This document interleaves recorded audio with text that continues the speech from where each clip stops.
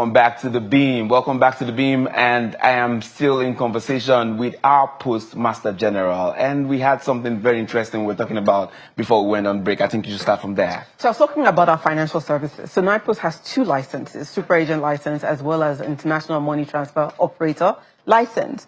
Unfortunately, something had happened with that IM2 license, and it was shut down for about 7-8 years. But last year, we were able to pay off all the fines, and it's now back up. As well as a super agent license. And what does that mean? One, remittances, which is probably one of the biggest businesses anywhere in the world, right?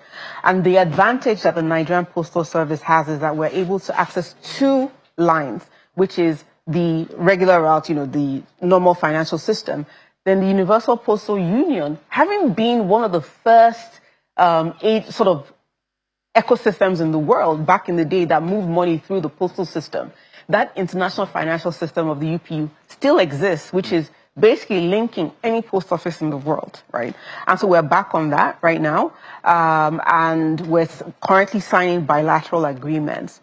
And one of the markets that we saw that is very needed for Nigeria is sort of like the local market. When I say local market, the regional market. So sending money from Cameroon to Nigeria is harder than sending money from the US to Nigeria, right? So some of those markets, so right now we've signed bilaterals with Togo, Benin, I think a couple of other countries. There's a particular agreement where right now is going through the justice system. Once Nigeria signs up to that, we then open up to any country in the world. So it's now a multilateral agreement. Our e-government services. I always say that NIPOS is the platform for inclusive anything in Nigeria, right? And so what we want to turn NIPOS into is that because we're literally every single local government, where people can have access to government services in their local government. So right now, we've signed up with a couple of agencies. We're working with Sweden. We're working with NIMSI, with my sister, the engineer Coca, right? Where we are now a front-end partner where people can do NIN registration at their local post office. We're also working with, like I mentioned, NACA, NIMSI, and NIBS for BVN registrations.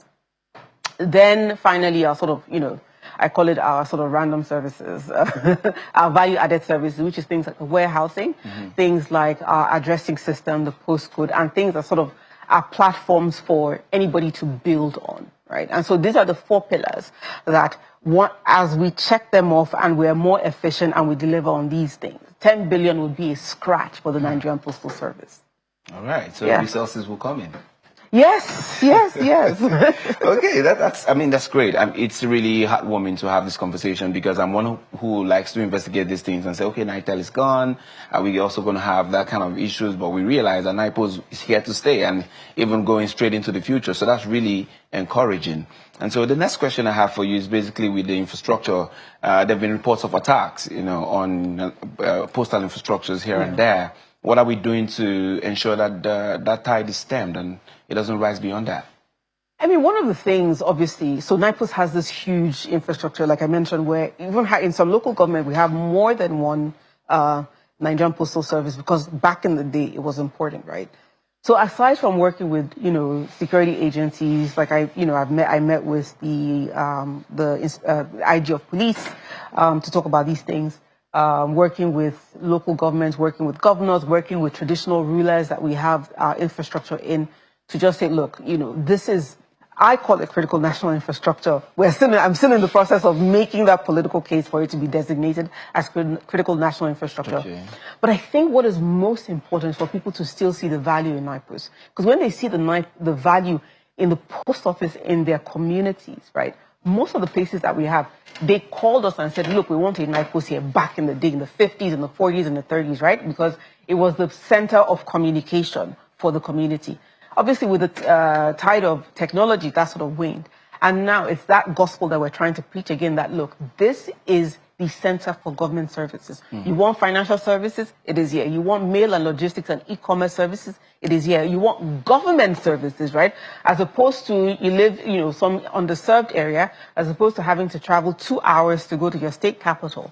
Your government service is right here in your very behind. So the government missed the people. It actually is the one institution that is the last mile partner for delivering every service you could think about, right? You couldn't have framed that better. It's so nice the way you framed it. Financial services, your commercial services, so e-commerce and even commerce growing in underserved areas, in rural areas. People are producing things, food, products, commodities, and you need to sell them, you need to send them. It is NIPOS. You need to access money, you need to cash in, cash out. You need to send money to receive money. It is NIPOS. You need to register for, as we move on, birth certificate, NIN, BVN. There's this government intervention that wants to be paid out. My mission in life is to onboard every government service, every government intervention in and domesticate it in the post office. So you need anything, literally your one stop to anything that you need is in your post. So that with that gospel, people again begin to see that, okay, so the NIPOS here is not just a location, it is actually the lifeline to my community. That is the gospel that I am preaching. That's a good way to go about it. Yeah. You talked about money, so let's go to, it says post, here we say post money. It's post money. In the streets we say it's post money. Yeah. So how has that been, performing?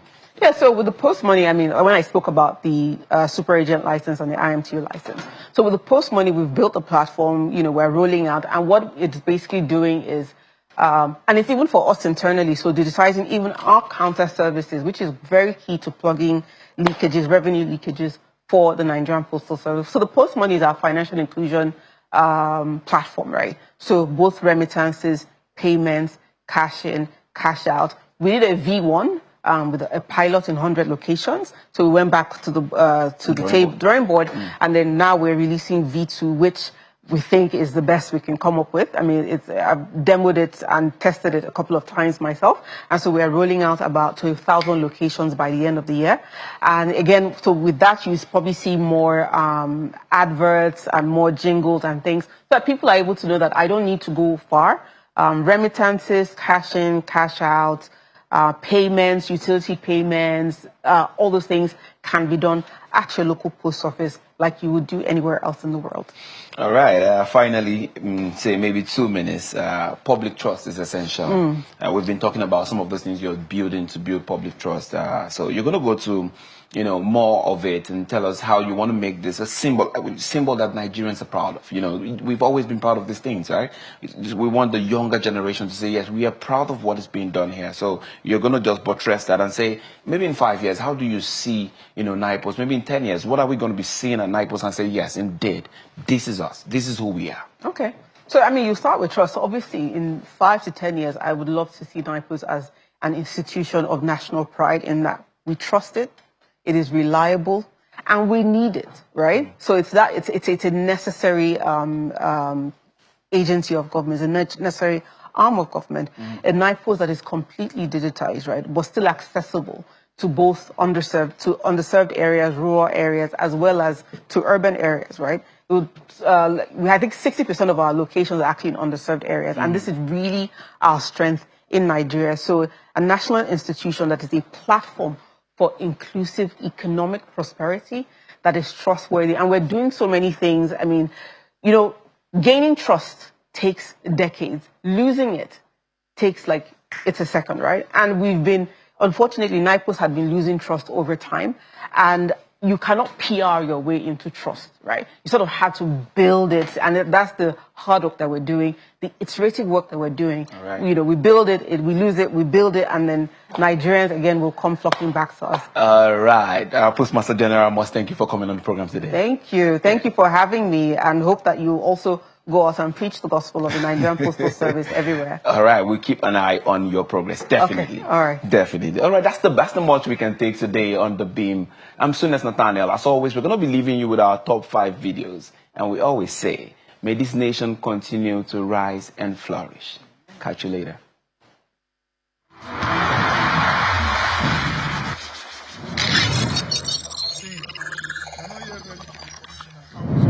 Fifth on our list this week is a clip in which Governor Umar Eno of Akwa Ibom State warns that he'll sack commissioners if they abandon him at events again. Anytime I leave an event, I stop by anywhere, let the commissioner pray that I don't look for that commissioner.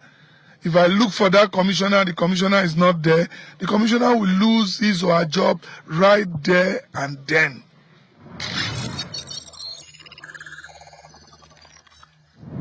In fourth place, the chairman of Boa Group, Abdulsamad Rabiu, warns hoarders that his company will continue to crash the price of rice. The price of rice, going forward is not going to go any higher than what it is today. And I'm sure as soon as the season starts, the farmer will get the price they've always gotten, and the price of rice is going to stay the same because people will be wary of hoarding.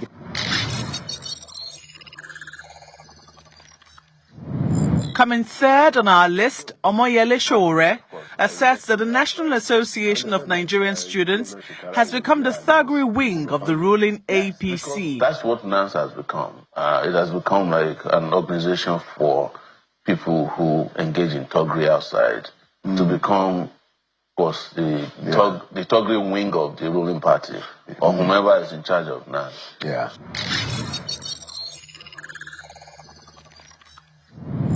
In second place, JAMB Registrar Professor Ishaq Oloyede fights tears and apologizes for errors in the 2025 UTME.